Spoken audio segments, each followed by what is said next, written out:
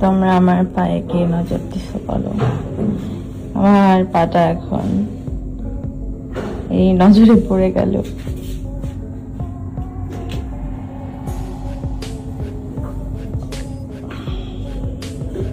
ঠ্যাঙের উপরে কে নজর দিছ?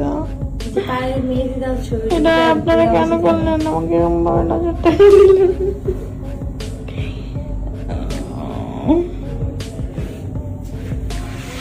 আর কখনো হাঁটতে পারবেন না পরিমণি। পরিমণির পা ভেঙে গিয়ে অস্বাভাবিকভাবে ফুলে গেছে।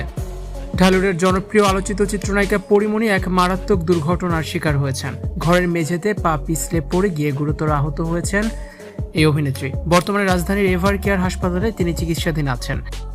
পরিমণি নিজের বাসভবনের মেঝেতে অসাবধানতা বশত পড়ে গিয়ে পায়ে মারাত্মক চোট পান এবং তার পা ভেঙে যায়। এক্স-রে ও অন্যান্য পরীক্ষার পর চিকিৎসকেরা জানিয়েছেন অভিনেত্রীর পা ভেঙে গেছে এবং তা বেশ ভালোভাবেই ফুলে রয়েছে।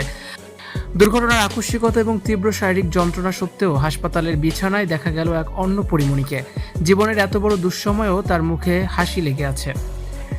কোনো এক অজানা শক্তি যেন তাকে এই কঠিন পরিস্থিতি মানিয়ে নেয়ার সাহস যোগাচ্ছে। অনেকেই বলছেন জীবনের চরম সংকটেও এভাবে হাসি মুখে লড়াই করার এই অদম্য ক্ষমতায় পরিমণিকে আর সবার চেয়ে আলাদা করে তুলেছে। তার নিজের এই শারীরিক কষ্টের চেয়েও তাকে সবচেয়ে বেশি পুড়িয়ে মারছে অন্য এক চিন্তা, আর তা হলো তার দুই সন্তান রাজ্য এবং প্রিয়াম। মা হিসেবে সন্তানদের থেকে দূরে থাকা এবং এই অবস্থায় তাদের দেখাশোনা করতে না পারার এক গভীর বেদনা তাকে গ্রাস করছে।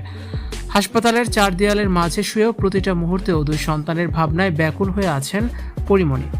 চিকিৎসকরা জানিয়েছেন পরিমণির ভাঙা পা ঠিক হতে বেশ কিছুদিন সময় লাগবে এবং তাকে দীর্ঘমেয়াদী বিশ্রামে থাকতে হবে।